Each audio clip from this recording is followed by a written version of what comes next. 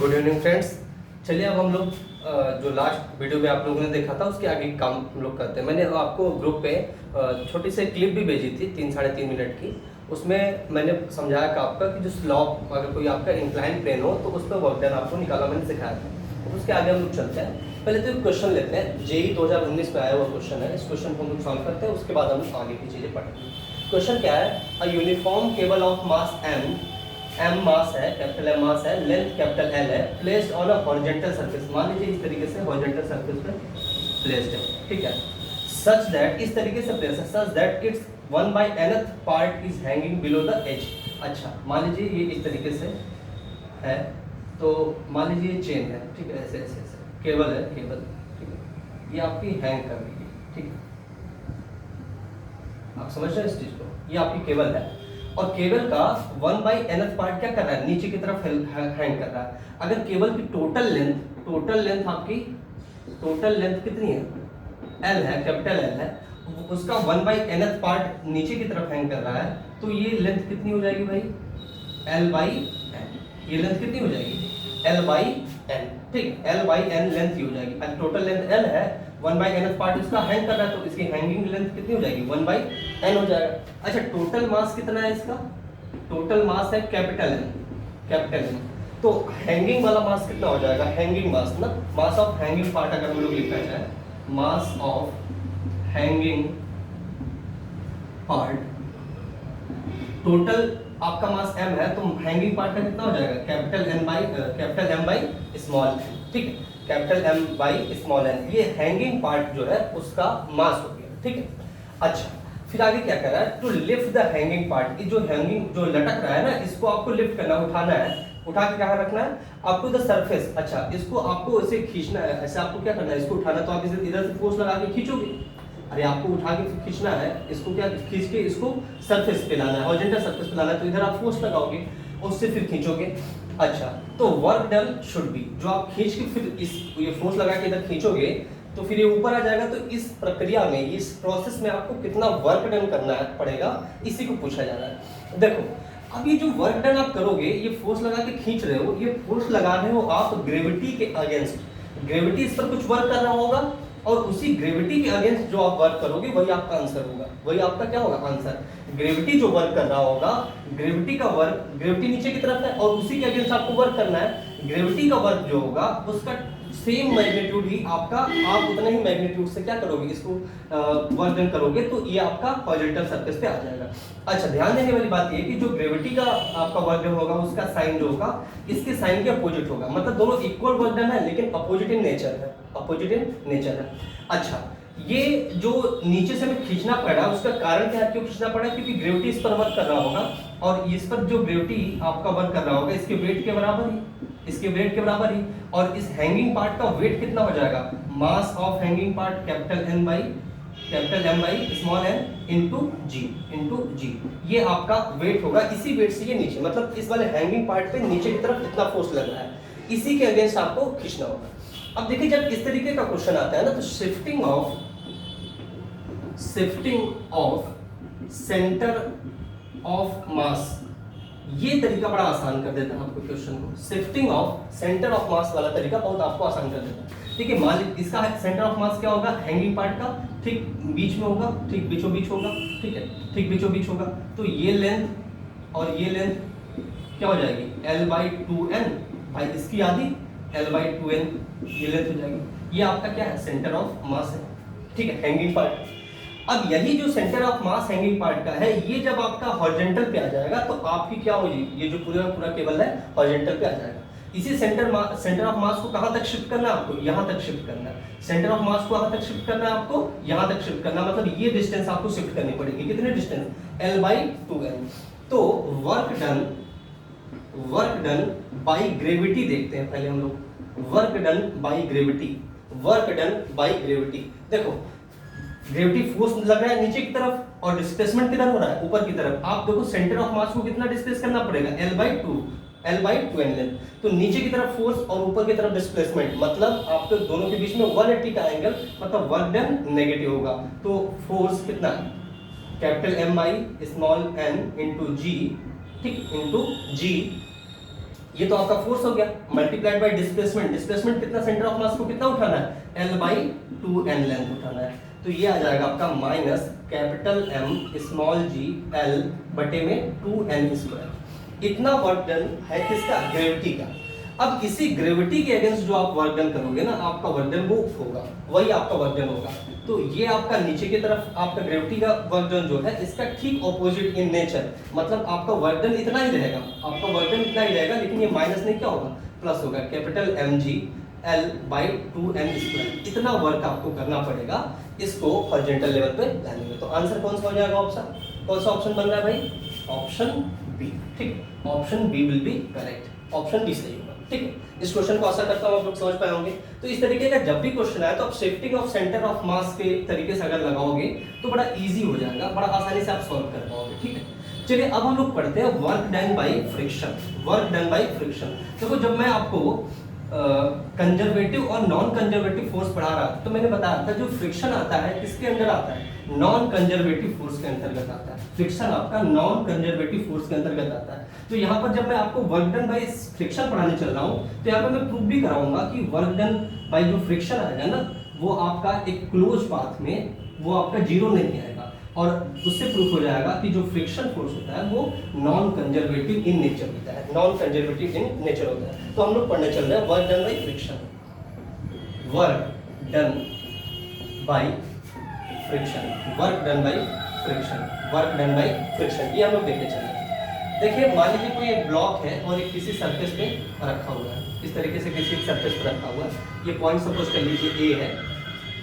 अब इस पर हमने कोई मान लीजिए एक्सटर्नल फोर्स अप्लाई किया और इसको यहाँ से मान लीजिए यहाँ तक डिस्प्लेस कर दिया। ठीक है, m मास का है मान लो। ठीक है, पॉइंट A से पॉइंट B तक हमने डिस्प्लेस कर दिया, और ये जो डिस्प्लेसमेंट है सपोज कर लो ये x है, डिस्प्लेसमेंट कितना है, x है, एक्सटर्नल फोर्स लगाया और A से B तक डिस्प्लेस कर दिया। अब अगर हमें वर्क डन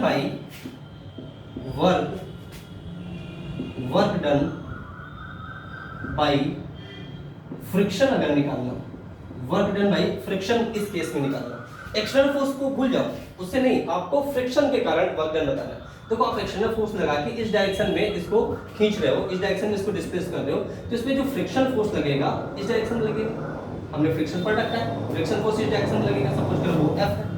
तो यहाँ पर वर्क डन बाय फ्रिक्शन कितना हो जाएगा, फोर्स लग रहा है किधर, इस डायरेक्शन में, डिस्प्लेसमेंट किधर हो रहा है, इस डायरेक्शन में, फोर्स और डिस्प्लेसमेंट के बीच का एंगल 180 डिग्री मतलब नेगेटिव होगा, minus F into x, minus F into x, friction force into displacement, A से B को डिस्प्लेस करने, A से B तक डिस्प्लेस करने में इसके फ्रिक्शन के द्वारा, फ्रिक्शन फोर्स के द्वारा कितना वर्क करना पड़ा, F इंटू एक्स, लेकिन माइनस में। ठीक है, अच्छा सेम वही बात है, हम अगर चाहें कि इसी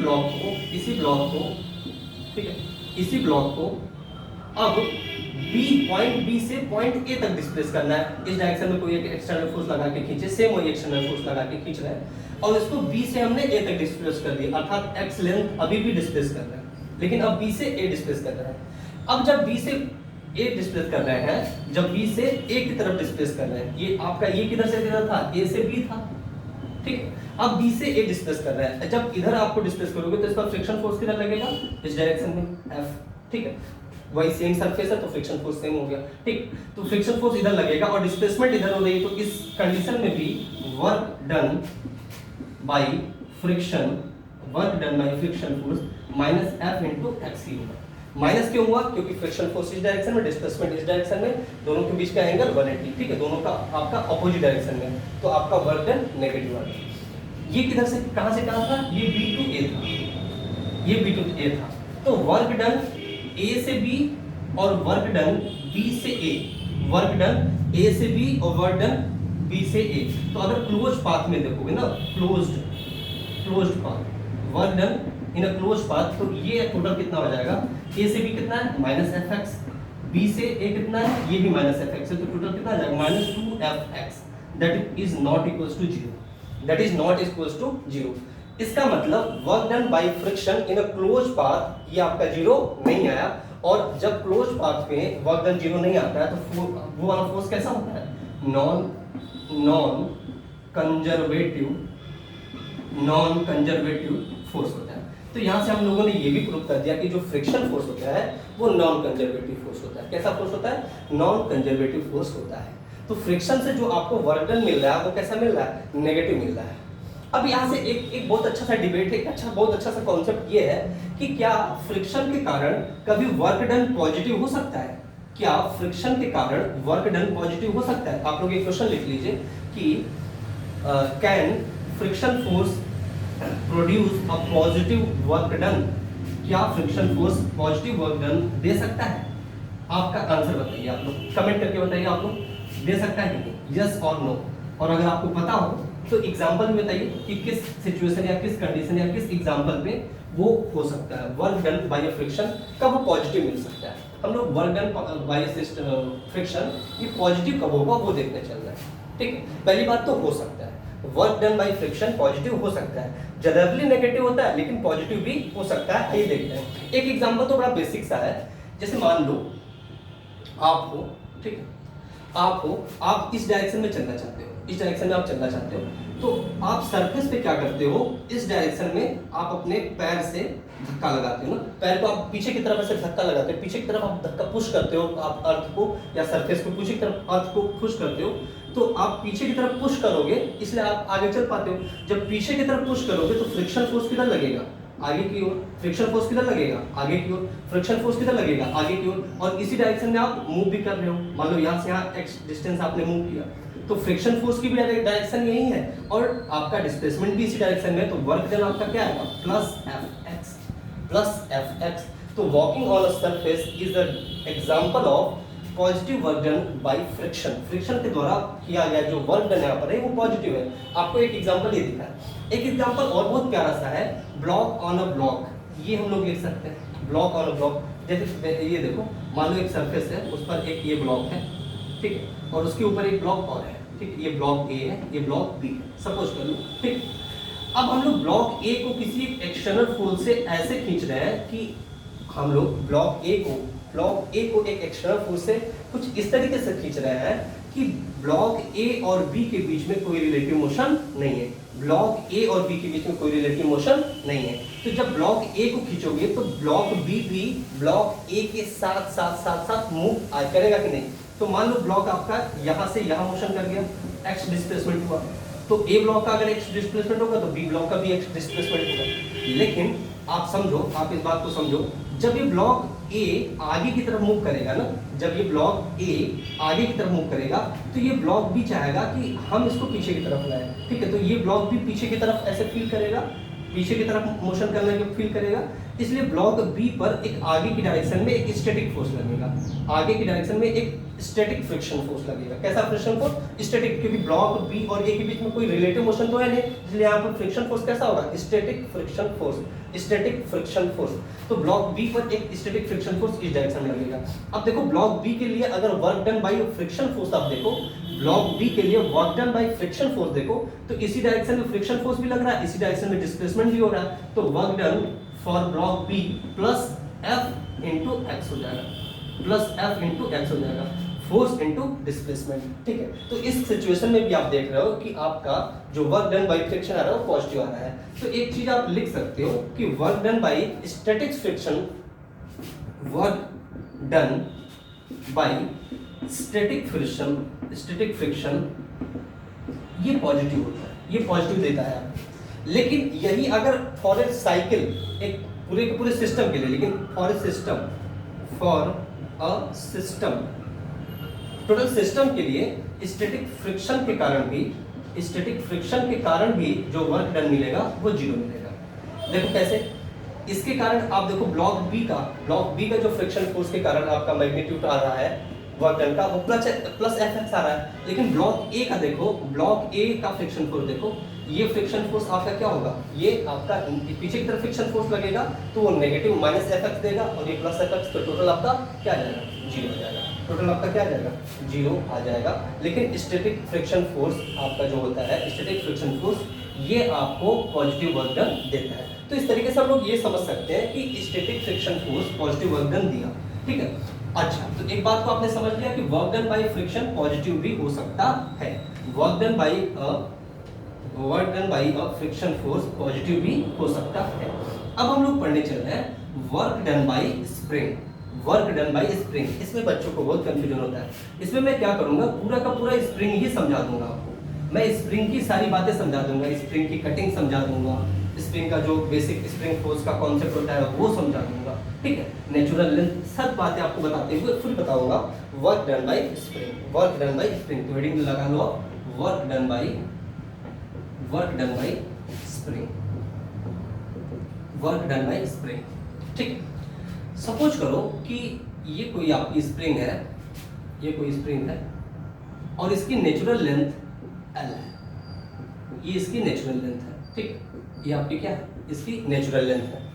L क्या है भाई, नेचुरल लेंथ, ठीक है, नेचुरल लेंथ या नॉर्मल लेंथ, ठीक है, ये है। अब इसी स्प्रिंग को सपोज करो कि हमने इलोंगेट कर दिया, इसको खींचा, ठीक है, इलोंगेट कर दिया।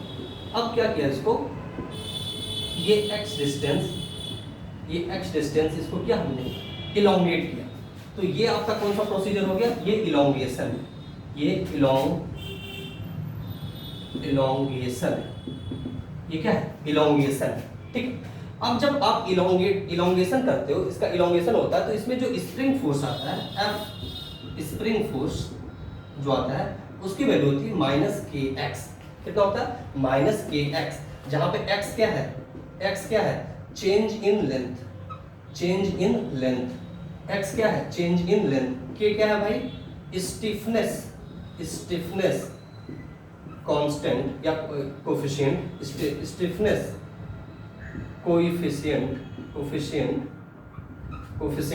और स्प्रिंग कांस्टेंट भी इसको बोलते हैं, स्प्रिंग कांस्टेंट है, ठीक, स्प्रिंग कांस्टेंट है। ये जो नेगेटिव वैल्यू है ना, ये माइनस रिप्रेजेंट क्या करता है, माइनस रिप्रेजेंट करता है restoring nature of the spring force, restoring nature of spring force. मतलब जिस डायरेक्शन में आप उसको खींचोगे, जिस डायरेक्शन में आप उसको खींच रहे हो उसके ठीक ऑपोजिट डायरेक्शन में स्प्रिंग फोर्स लगेगा। तो इस समय अगर यहाँ पर स्प्रिंग फोर्स देखो आप, अगर यहाँ पर स्प्रिंग फोर्स देखो तो इस डायरेक्शन में आपका स्प्रिंग फोर्स लगेगा, इस डायरेक्शन में आपका kx, इस डायरेक्शन में आपका स्प्रिंग फोर्स लगेगा। आपने इलोंगेट किया, इस डायरेक्शन में स्प्रिंग फोर्स लग रहा है, इस डायरेक्शन में, इसीलिए वो आपका -kx आ रहा है, ठीक है। तो इस डायरेक्शन में आपको स्प्रिंग फोर्स लगेगा। मान लो यही स्प्रिंग है लेकिन आपने इसको कंप्रेस किया, आपने इसको क्या किया, x डिस्टेंस तक कंप्रेस किया, तो ये आपका x डिस्टेंस है, ठीक है, और इसको आपने कंप्रेस किया, तो ये कंप्रेशन है, ये क्या है, कंप्रेशन है, ये इलोंगेशन था, ये कंप्रेशन है। जब आपने इसको कंप्रेस किया ना, जब आपने इसको कंप्रेस किया तो इस पर जो फोर्स लगे, आपने कंप्रेस इस डायरेक्शन में किया, इस डायरेक्शन में कंप्रेस किया, तो आपका जो स्प्रिंग फोर्स लगेगा वो इस डायरेक्शन में लगेगा kx, इस डायरेक्शन में लगेगा kx। x क्या है भाई, चेंज इन लेंथ है। अरे बच्चे कहने लगते हैं x क्या है, फाइनल लेंथ, ऐसा कुछ नहीं भाई, x क्या है, चेंज इन लेंथ है, l क्या है, नेचुरल लेंथ है। तो आप लोगों ने इलोंगेशन, कंप्रेशन, स्प्रिंग फोर्स, यहाँ तक की बातें समझी, यहाँ तक की बातें क्लियर है भाई, बहुत बढ़िया। यहाँ तक अगर क्लियर है तो भाई थम्स अप करो, लाइक करो वीडियो को, अगर यहाँ तक बातें आप समझ पा रहे हो, लाइक करिए वीडियो को, ठीक है। थोड़ा सा हमें भी मोटिवेट करिए कि आप लोग पढ़ रहे हैं, सीख रहे हैं, करिए इसको। देखिए यहाँ पर समझने के लिए एक चीज और है, एक क्वेश्चन और आपका बना हुआ है कि f और x के बीच का graph, f and x graph between आपका स्प्रिंग फोर्स और डिस्प्लेसमेंट, ठीक है, ये जो आप चेंज इन लेंथ है, इसका ग्राफ अगर आप बनाना चाहो, ये मान लीजिए f एक्सिस है और ये आपका चेंज इन लेंथ x है, ठीक है, तो इसका ग्राफ कैसा होगा, इसका ग्राफ कैसा होगा, ठीक है। देखो मैं आपको समझाता हूँ, देखो y बराबर mx, ये आपने इक्वेशन ऑफ लाइन पढ़ा है, और यहाँ पर क्या है, f बराबर -kx, f बराबर -kx, तो y f x रिप्रेजेंट हो गया। ये m जो है, ये m क्या होता था, स्लोप होता था, और स्लोप की वैल्यू -k है, मतलब स्लोप नेगेटिव है, और y बराबर mx क्या होता है, straight line passing through origin, लेकिन चूंकि नेगेटिव स्लोप है तो इस तरीके से आपका होगा, स्ट्रेट लाइन इस तरीके से बनेगा पासिंग थ्रू ओरिजिन, लेकिन इसका जो स्लोप होगा वो क्या होगा, नेगेटिव। ये अगर थीटा एंगल है, ये थीटा एंगल है, तो tan theta will be equal to -k, tan theta will be equals to minus K. ये आपका ग्राफ हुआ F और X के बीच में फ्रिक्शन और सॉरी स्प्रिंग फोर्स और चेंज इन लेंथ के बीच में। तो ये भी आपको ध्यान रखना, ये पूछा गया है। यहाँ से आपको क्वेश्चन पूछ सकता है, थीटा का एंगल देके पूछ देगा कि बताओ स्प्रिंग कांस्टेंट K की वैल्यू पूछ सकता है ना, स्प्रिंग कांस्टेंट कितना है, ये आप चीजें पूछी जा सकती है। ठीक है, चलिए अब हम लोग निकालते हैं work done by spring. Work done by spring वो देखने चल रहे हैं हम लोग, वर्क डन बाय स्प्रिंग। ठीक, चलिए देखते हैं work done by spring. Work done by spring, देखो जब तक अगर अपनी नेचुरल लेंथ में रहती है स्प्रिंग, जब तक अपनी नेचुरल लेंथ पे रहती है स्प्रिंग, तब तक उस पर कोई स्प्रिंग फोर्स नहीं लगता और ना तो वो कोई वर्क करेगी।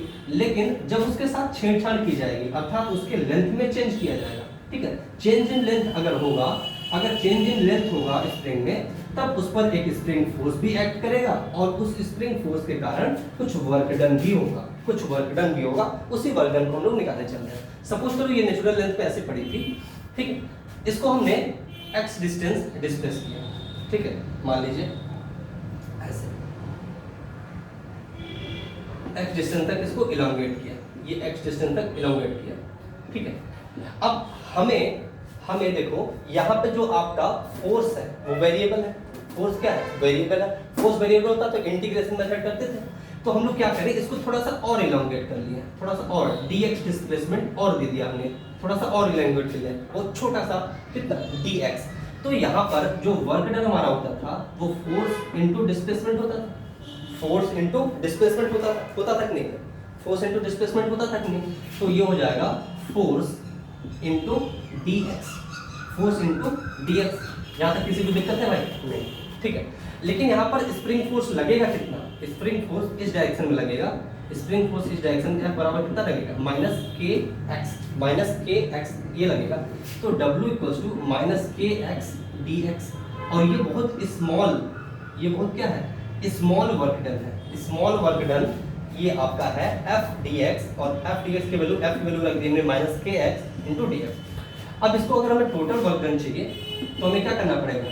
इंटीग्रेट करना पड़ेगा। हमें इंटीग्रेट करना पड़ेगा कहाँ से? जीरो से आपकी जो इसकी फाइनल लेंथ होगी, एक्स एफ मान लेते हैं उसकी फाइनल लेंथ, ठीक है, change in length F x मान लेते हैं, या एक्स ही तक कर लो, ठीक है, हम लोग उसको एक्स कर लेते हैं, ठीक है।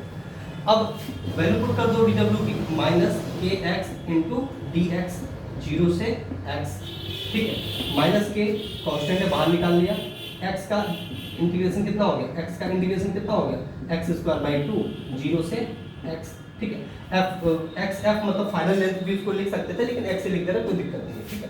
तो ये जाएगा माइनस के, ये आपका एक्स देगा, ये जीरो दे देगा, तो X square by two, X square by two. तो यहाँ से जो work done by spring force आया वो आया हाफ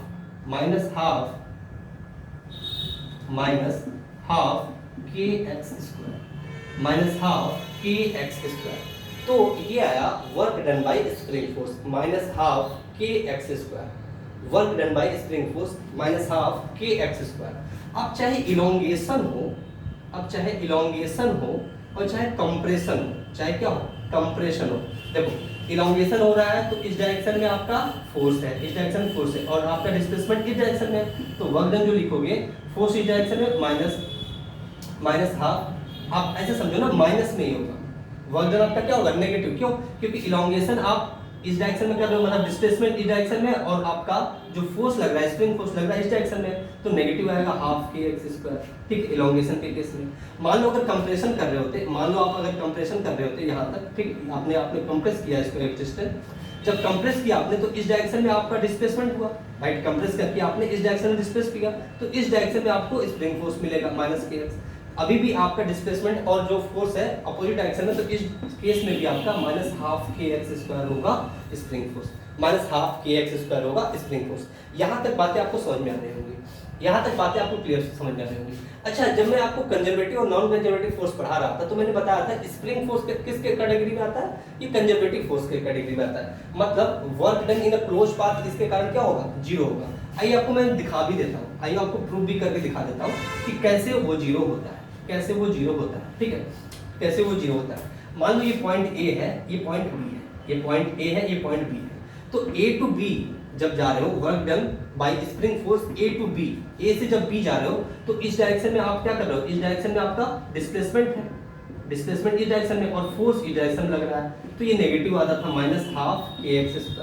ठीक, लेकिन अगर मान लो यही B से A आ रहा हो, B से A आ रहा हो, B से A आ रहा हो, तो आपका फोर्स किधर लग रहा है? फोर्स इस डायरेक्शन में लग रहा है। फोर्स किस डायरेक्शन में? इस डायरेक्शन में है। और डिस्प्लेसमेंट भी अब B से A आने में इसी डायरेक्शन में डिस्प्लेसमेंट भी है, तो दोनों आपका एक ही डायरेक्शन में, तो पॉजिटिव हो जाएगा 12 kx²। तो total work done close path में टोटल वर्क डन कितना हो जाएगा?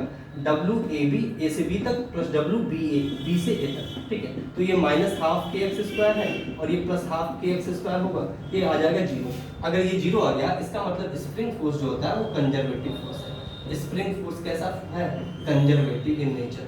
कंजर्वेटिव इन नेचर मतलब फॉर क्लोज पाथ आपका जो वर्क डन होगा वो 0 होगा। तो मैंने ये भी प्रूव कर दिया कि स्प्रिंग फोर्स कैसा है? कंजर्वेटिव इन नेचर है। अब हम लोग कॉन्सेप्ट देखते हैं पैरेलल और सीरीज स्प्रिंग का। पैरेलल और सीरीज स्प्रिंग का कॉन्सेप्ट देखते हैं। चलिए अब हम लोग देखते हैं कॉन्सेप्ट पैरेलल और सीरीज स्प्रिंग का।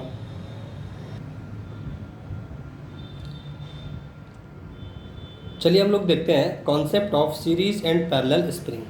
Concept of series and parallel spring देखिए, मान लीजिए इस तरीके से आपके पास एक अरेंजमेंट दी है,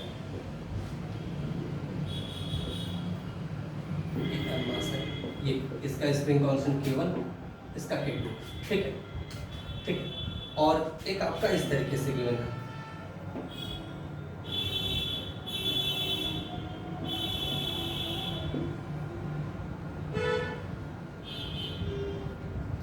ठीक है, इस तरीके से गिवन है, इसका K1, इसका K2, ठीक। अब आपको बताना है कौन सीरीज में है और कौन पैरेलल में है।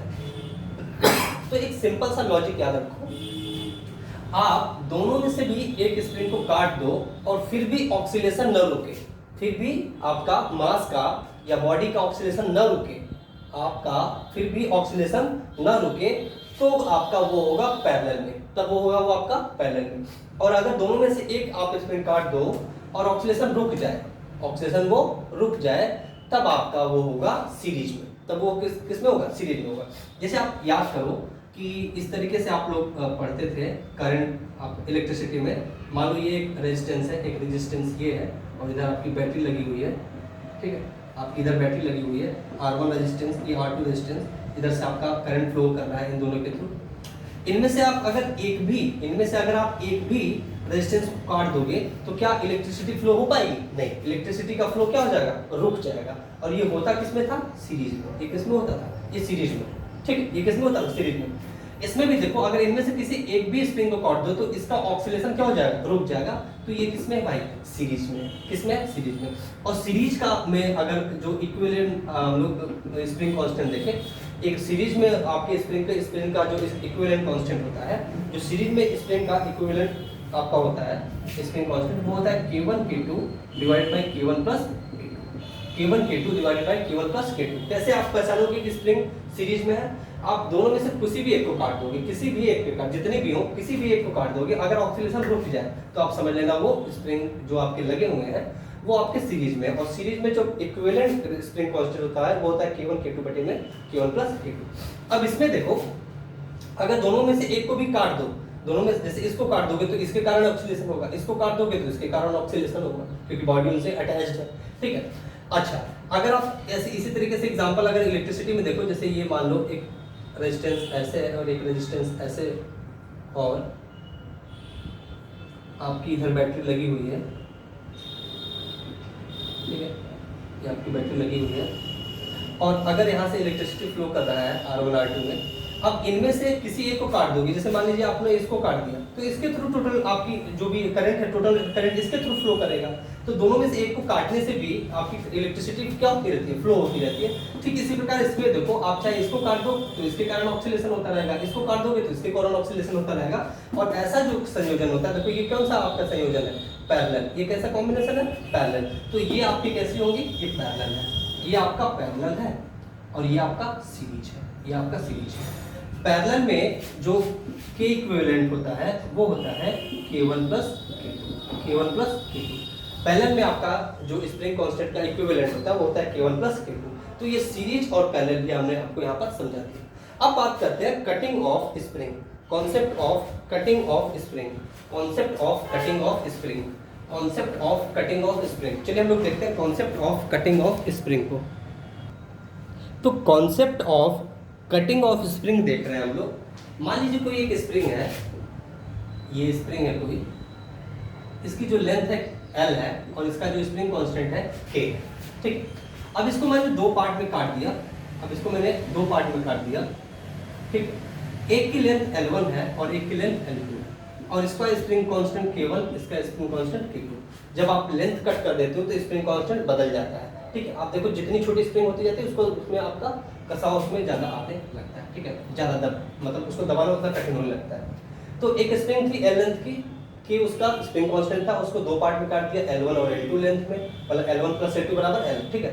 K1 इस पार्ट का स्प्रिंग कांस्टेंट, K2 इस पार्ट का स्प्रिंग कांस्टेंट। तो यहाँ पर जो K1 की वैल्यू होगी वो होती है K L by L1, K L by L1, मतलब K L बाई और इनवर्सली उसके लेंथ के, ठीक है, L1। और जो K2 की वैल्यू होगी वो होगी K L by L2, K L by L2। इसी बात को आपको याद रखना है। और इस पर एक क्वेश्चन भी देखो IIT जेईई में, जेईई मेंस 2019 अप्रैल में पूछा गया है, उस क्वेश्चन को हम लोग सॉल्व करते हैं, ठीक। इसी पर बेसिकली मतलब आपका इसी पर आधारित क्वेश्चन है और बहुत इजी सा क्वेश्चन, आराम से आप नंबर लेकर आ जाते हैं, ठीक है। क्वेश्चन क्या कह रहा है, अ spring which unstretched length is L, यही वाला ले लेते हैं, इसी को ले लेते हैं, L है, ठीक है, has a force constant K force constant है, बड़ी अच्छी बात है। The spring is cut into two pieces of unstretched length L1 और L2, ठीक है, ये भी ठीक है। अच्छा यहाँ पर रिलेशन दे रखा है L1 बराबर NL2, ठीक है। आपको बताना है K1 बाई K2 का वैल्यू बताना है इन टर्म्स ऑफ L। तो भाई K1 बाई K2 यहाँ से निकाल लेते हैं, K1 बाई K2, K1 कितना है K L by L1, K2 कितना है K L बाई L2, ठीक। जो फॉर्मूला है बस फॉर्मूले में आपका क्वेश्चन है, K से K उड़ गया, L से L कट गया, ये L2 बचला जाएगा, L1 नीचे आ जाएगा, तो L2 बाई L1 आ जाएगा, L2 बाई L1। अब देखो गिवन क्या है, L1 बराबर NL2, तो L2 बाई L1 यहाँ से कितना आ जाएगा, देखो इसको L1 को इधर लेते हो, N को इधर लेते हो, तो 1 बाई N आ जाएगा। L2 बाई L1 की वैल्यू कितनी आ जाएगी, 1 बाई N। तो आप वैल्यू आप पुट करते हो L2 बाई L1 की कितनी आ जाएगी, 1 बाई N। तो K1 बाई K2 वैल्यू कितनी आ जाएगी, 1 बाई N। कौन सा ऑप्शन सही होगा, option C should be correct, option C सही होगा। तो ये प्यारा सा क्वेश्चन हमने लिया कटिंग ऑफ स्प्रिंग पर, कटिंग ऑफ स्प्रिंग पर। तो आप लोग यहाँ तक ये बातें समझ पा रहे होंगे। यहाँ तक किसी कोई दुविधा है, कोई डाउट है तो प्लीज़ पूछिए। तो अभी हम लोग वर्क पावर एंड एनर्जी पढ़ रहे हैं और उसमें हम लोगों ने डिफरेंट टाइप्स ऑफ फोर्सेस पे या फोर्स कौन कौन सा हो तब वहाँ पर वर्क डन कैसे निकालते हैं इन पर चर्चा कर रहे थे। बेसिकली अभी हम लोगों ने अभी जो पढ़ा इस वीडियो में वो मोस्ट इंपॉर्टेंट था आपका फ्रिक्शन के कारण वर्क डन और स्प्रिंग फोर्स के कारण। तो फ्रिक्शन के कारण जो वर्क डन आता है वो हमने देखा नेगेटिव आपका आ रहा था, लेकिन फ्रिक्शन का कारण जो वर्क डन है वो पॉजिटिव भी हो सकता है। अच्छा एक चीज़ हमने और देखी कि फॉर ए क्लोज पाथ जो work done by a friction आ रहा था वो आपका क्या आ रहा था, नॉन जीरो आ रहा था। नॉन जीरो है इसलिए फ्रिक्शन फोर्स कैसा है, नॉन कंजर्वेटिव फोर्स है। लेकिन स्प्रिंग के लिए देखा फॉर ए क्लोज पाथ जो आपका वर्क डन आ रहा था वो जीरो आ रहा था, इसलिए स्प्रिंग कैसा है, एक कंजर्वेटिव फोर्स है। इतनी सारी बातें हमने की इस वीडियो में। अगले वीडियो में अब हम लोग इसके आगे की चीज़ें पढ़ेंगे। बेसिकली अब हम लोग पढ़ेंगे वर्क एनर्जी थ्योरम, ठीक है, वर्क एनर्जी थ्योरम, ठीक है, वो सारी चीज़ें पढ़ेंगे और उस पर क्वेश्चन करेंगे। आपको जो भी डाउट हो वो आप लोग कमेंट सेक्शन में पूछ सकते हैं, पहली बात। दूसरी बात, आप लोग वीडियोस को शेयर कर दिया करो अपने दोस्तों के साथ। बहुत लोगों का आता है सर क्लास कब चल रही है, कब चलती है, कैसे चलती है। अभी लास्ट वीडियो को मैं ग्रुप में डालना भूल गया, मैं थोड़ा सा काम में बिजी था इसलिए मैं याद नहीं रहा, ठीक है। तो आप लोग थोड़ा सा थोड़ा सा अटेंशन आपका अच्छा रहे कि आप लोग चीज़ों को देखो कब वीडियो आने वाली है या कब वीडियो है, तो आप लोग चैनल को देखते रहोगे तो आपको पता चल ही जाएगा। और वैसे मैं डाल देता हूँ, बस एक बार आज मिस हो गया थोड़ा, तो आप लोग खुद से शेयर कर दिया करो, अपने ग्रुप में शेयर कर सकते हो या फिर अपने फ्रेंड्स के साथ शेयर कर सकते हो। इकट्ठा होकर एकजुटता के साथ पढ़ाई करो। कोरोना के केसेस इधर भी थोड़े कम हो रहे हैं जरूर, लेकिन फिर भी आप लोग पूरा प्रिकॉशन रख के रहो, ठीक है। आप जो भी आपको उसमें प्रिकॉशन करना, सारी चीज़ें, मास्क लगाना, हैंड वॉश करना, ठीक है, ये सारी चीज़ें आप लोग, सोशल डिस्टेंसिंग मेंटेन करना, ये सारी चीज़ें करनी है। लेकिन पढ़ाई आपको सतत कॉन्टिन्यूस करनी है। पढ़ाई करोगे तभी आपका सिलेक्शन होगा। मिलते हैं अगली वीडियो में, तब तक के लिए धन्यवाद।